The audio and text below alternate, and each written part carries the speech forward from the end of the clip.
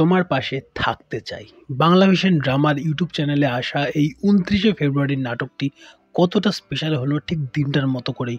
মুশফিকার ফারহান এবং অবশ্যই তানজিন তিশা স্টারার এই নাটকের বাকি জিনিসপত্র নিয়ে বিশদে কথা বলবো। কতটা স্পেশাল নয়, কতটা অ্যাভারেজ ওই রদ্দি কাজগুলোর মধ্যেই একটা হলো।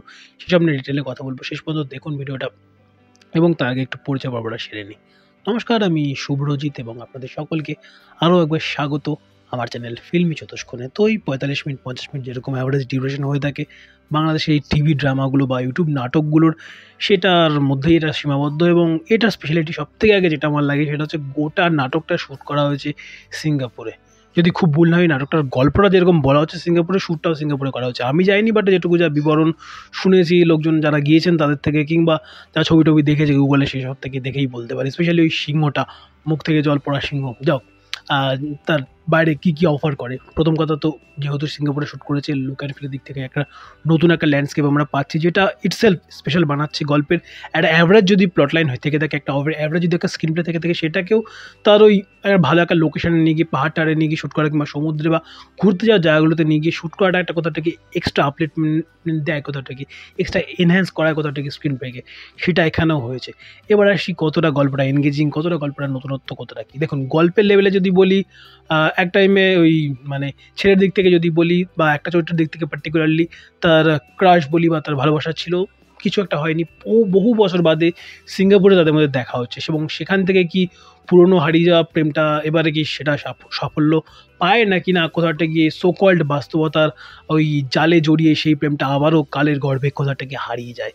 এই নিয়েই টোটাল এই গল্প। ৪৪ মিনিট ৪৫ মিনিট নেবে সময় আপনার কাছ থেকে। দেখুন, গল্পের এন্ডিং যাই হয়ে থাক না কেন, পজিটিভ দিকে হোক কি নেগেটিভ দিকে হোক, মিলন হোক কি বিচ্ছেদ বা বিরহের শেষ হোক, যাই হয়ে থাক, এর যে ট্রিটমেন্টটা থ্রু আউট, এর স্ক্রিন প্লে রাইটিং, এর ট্রিটমেন্টটাকে এটাকে স্পেশাল বানায়। অ্যাজ ওয়েল অ্যাজ ঠিক যেরকম সিঙ্গাপুরের লোকেশন হিসেবে চুজ করা, সিঙ্গাপুরটাকে সেটাকে যেভাবে কভার করেছে, যেভাবে ওই প্রিমিয়াম ফিলটা দিয়েছে, লুক অ্যান্ড ফিলের দিক থেকে একটা গুড, একটা ক্লাসি, একটা পশ ভাইব দিচ্ছে আমাকে, ঠিক সেরকমভাবে পরিণত যে ট্রিটমেন্টটা, যেটা খুব পরিণত লেগেছে আমার, সেই সিন রাইটিংয়ের দিক থেকে বলি, সেই সিকোয়েন্স ডিজাইনের দিক থেকে বলি, না প্রচণ্ড ফাস্ট বেরিয়ে যায় প্রতিটা সিনকে, যেখানে যার স্পেস দরকার ছিল, একটা প্রপার ব্রিজিং স্পেস, সেইভাবে দিতে দিতে এগোয় গোটা নাটকটা। এবং দুজনের পারফরমেন্স ভালো দিয়েছে, কেমিস্ট্রি ভালো লাগে এই দুজনের। শেষ আমার নিজের দেখা ভালো নাটক লেগেছিল শপ নাম্বার 69। যদিও সেটা নিয়ে একজনকে আমি সাজেস্ট করেছিলাম, সে আমাকে দেখে বললো সেটা নাকি কোনো একটা জায়গা থেকে কপি বা ইন্সপায়ার কিছু একটা ছিল। আমি সেটার আকর গ্রন্থ বা আকর সিনেমা বা সিরিজের গল্প আমি জানি না, কিন্তু shop number 69 as chemistry, as a pair, তাদের দুজনকে বেশ ভালো লেগেছিলো। যদিও পেয়ারিংটা ঠিক সোকল সেরকম পেয়ারিং ছিল না, বাট তাদের দুজনের পারফরমেন্স ওই সিনগুলোতে বা ওভারঅল নাটকটা আমার বেশ ভালো লেগেছিলো। আপনাদের সাজেস্ট করবো, আমার চ্যানেলে রিভিউ রয়েছে, সেটা নিয়ে ডিটেল একটা ভিডিও বানিয়েছিলাম আমি। তো তারপরে তাদের এই নাটক দেখলাম, এই জুটির একটা ভালো লাগার নাটক, যেটা মনে থাকবে। এবং এন্ডিংটা যা ভাই, ওই এন্ডিংটাতে সবথেকে বেশি প্রবলেম যেটা, এটার ক্ষেত্রে অ্যাটলিস্ট আমার ফিল হয়েছে, তারা সিঙ্গাপুর গিয়ে শ্যুট করছে, সেখানে একটা আলাদা খরচ তাদের হচ্ছে, সব কিছু ভালো পাচ্ছি, বাট কোথাটা কিন্তু সাউন্ডের পার্টটা আমার একদম ভালো লাগেনি। লাইভ সাউন্ড নিয়েছে তারা, লাইভ সাউন্ডে এত বেশি নয়েজ, এবং নয়েজটা অনেক বেশি ওভারল্যাপ করে যাচ্ছে কোথাটা গিয়ে মানুষের ডায়লগগুলোকে বা ক্যারেক্টারগুলোর ডায়লগগুলোকে, সেটা একটু ইরিটেটিং লেগেছে। মানে শেষের পার্টে তো জাস্ট নয়েজটাই শুনতে পাচ্ছি, এবং নয়েজের সঙ্গে বিজিএমের লেটটা আরেকটু আপ করে দিয়েছে, যার জন্য ভয়েসটা, যেটা অ্যাকচুয়ালি মেন সংলাপ, সেই সংলাপের লেটাই কোথাটা গিয়ে নিচের দিকে চলে গেছে, যদি আমি বলি সাউন্ডের বারের দিক থেকে। তো এই সাউন্ডের ইস্যুটা আমার লেগেছে অনেক ক্ষেত্রে, যেগুলো বাইরে শর্ট টট নেওয়া হয়েছে ওগুলো। তাছাড়া যদি বলি, নাটকটা বেশ ভালো, তার ট্রিটমেন্ট, তার পারফরমেন্স, তার লুক অ্যান্ড ফিল, তার নতুন লোকেশানে শ্যুট করা, এবং একটা বন্ধু চরিত্র এখানে রয়েছে, সাকিব বোদায় যেই চরিত্রটা, সেই চরিত্রটার রোলটা যেভাবে রয়েছে, এবং সেখানে একটা জায়গাতে সে আসে দুজনের সঙ্গে দেখা করতে, বা সে আসে একটা জায়গাতে, আসার পরে দুজন দুদিকে চলে যায়, সে মাঝখানে ফেসে যায়।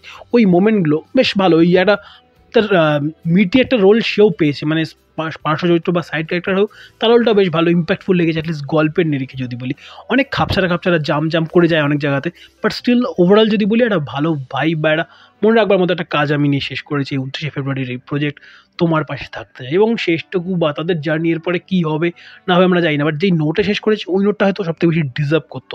আর একটু যদি সাউন্ড টাউনগুলো যদি ভালো হতো না, নিঃসন্দেহে এই নাটকটা নিয়ে হয়তো আরও অনেক ভালো কথা বলতে পারতাম নাটকটাকে নিয়ে। So that's it from my side. আপনারা যারা দেখেছেন এই তোমার পাশে থাকতে চাই দেখে আপনার কী মনে হলো? এই নাটকটার পাশে কি আপনি থাকতে চান অ্যাজ এ নাটক লাভার? অবশ্যই কমেন্ট বক্সে জানাতে বলবেন না। ভিডিও ভালো লাগে লাইক করুন ভিডিওটাকে, আমার ভিডিওটাকে অবভিয়াসলি। তো লাইক করুন ভিডিওটাকে, শেয়ার করুন ভিডিওটাকে, চ্যানেলের প্রথমবারের জন্য চ্যানেলের ভিডিও দেখে থাকলে চ্যানেলকে সাবস্ক্রাইব করুন, পাশে থাকা নোটি বাটন দিতে, অল নোটিফিকেশন অন করে চ্যানেলের সঙ্গে থাকতে ভুলবেন না। এবং পারফরমেন্স দিক থেকে যদি যারা জানতে চান শেষ অবধি, দুজনে বেশ ভালোই ডিসেন্ট পারফরমেন্স দিয়েছেন এবং ওই ইনোসেন্স যেটা থাকার দরকার ছিল সেই ইনোসেন্সটা কোথাটা গিয়ে ছিল, আবার কিছু একটা গিয়ে আপনি হয়তো ওরকম জায়গা থেকে ওরকমভাবেই রিঅ্যাক্ট করতেন। এই বিষয়টা হয়তো আপনারও ফিল হবে অ্যাজ এ দর্শক। That's it.